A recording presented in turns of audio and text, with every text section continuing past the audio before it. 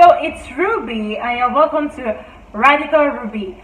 Today I'm going to talk about something I didn't even plan to talk about. But before I tell you the origin of this topic, I want to share something with you.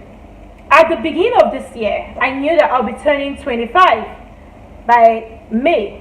So I said, telling God before time that I want to be married before the end of this year, because I've already planned I will be married by 25. I'll have my first child to suit time. So I finished listing all I wanted. Now this is November 2018, and I'm not yet married. And I went to tell God that I'm really grateful that I didn't get married earlier. Why am I saying this?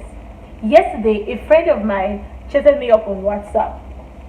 She said, I saw something about persistent prayer that I thought you should share in your video. Because most times, people give up in prayer when they seem to not be getting answers from God. So that is the origin of this topic. What do you mean when you say you're not getting answers from God? First of all, what is prayer? Prayer is communication with God. Now, in order for you to say you've had an effective communication, there has to be a conversation. That is you sharing ideas. That is me speaking and you listening, and you speaking and I am listening. But most times, what do we find ourselves doing? We find ourselves speaking. We never listen. So how do we know when we hear answers from God? Because He might actually be showing you the answer, but you don't want to look at it. Neither do you want to hear about it, because it's not what you want. It's not what you are requesting for. Therefore, that means that God has been silent. After all, in Matthew 7:7, it's written that we should ask and it shall be given. We should seek, we will find, we should knock and the door shall be opened unto us. But I also put it to you in 1 John chapter 5 verse 14. It said, this is the confidence we have in approaching God, that whenever we ask anything according to His will, He hears us. According to the will of God. To further buttress the point, in Matthew chapter 26, Jesus says, Father, if it is possible, let this cup pass over. But not as I will, but as you will. We have to understand that not everything we want or we are asking is good for us. At least, probably not in that position that you are in right now. So there are many reasons why we might not be getting the answers we require now. There are many reasons why it looks as if you've been praying and the answers, and you're not getting what you want exactly. Now, first of all, one of the reasons, you are not qualified. Now, at the beginning of this year, I was not qualified to be married because I did not even know who I was or who I am. I just went to do the norm. I just went to feel like my peers or do what I see on social media. But I wasn't ready to be married. I wasn't ready to go into this union. There is a reason why you don't write JAMB when you are in primary school, because you are not qualified in knowledge at that point to take such an exam. Doesn't mean you don't have the right potentials, but at that point in your life, you are not qualified.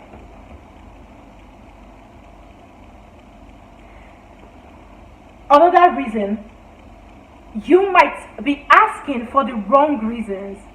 There are some of you that are currently asking for promotion at work, and it seems like you're not getting it.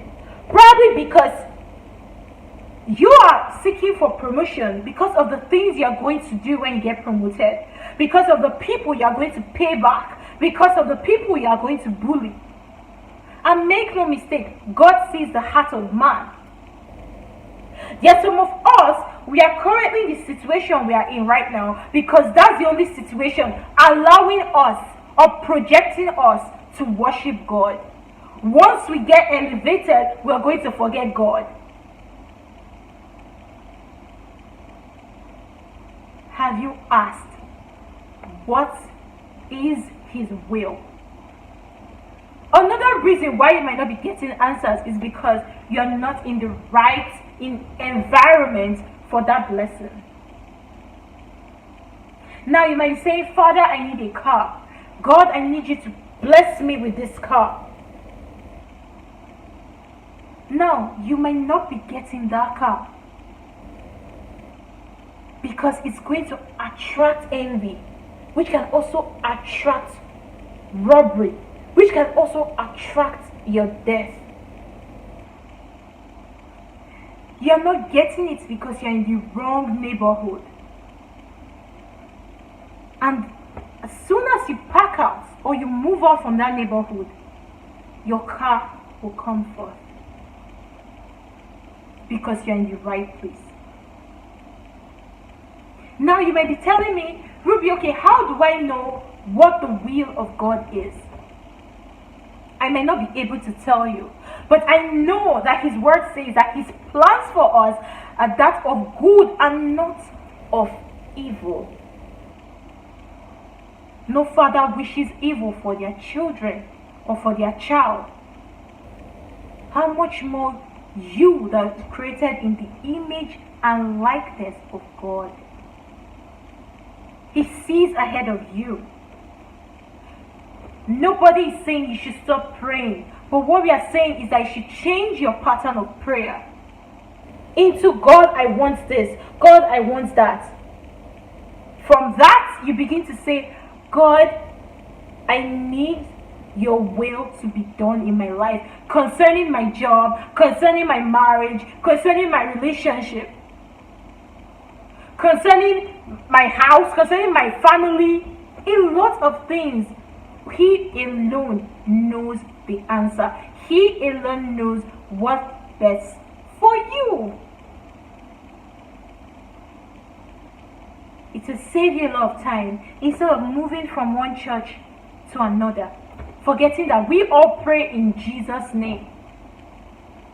So if He's not answering you here, knowing fully well why He's not, no matter how you go round, you're still not going to get that answer. All I need you to do is to bring out a paper and a pen and write down all the things you want God to do for you and place it at His feet. Place it before Him and say, God, I've been asking you for this for how long? But now I'm going to surrender it to your will. I'm going to ask you to take the wheel. And watch what God is going to do for you. I hope this word gets to someone. And please don't forget to subscribe to my YouTube channel or sign up on my website. See you next week. Bye-bye.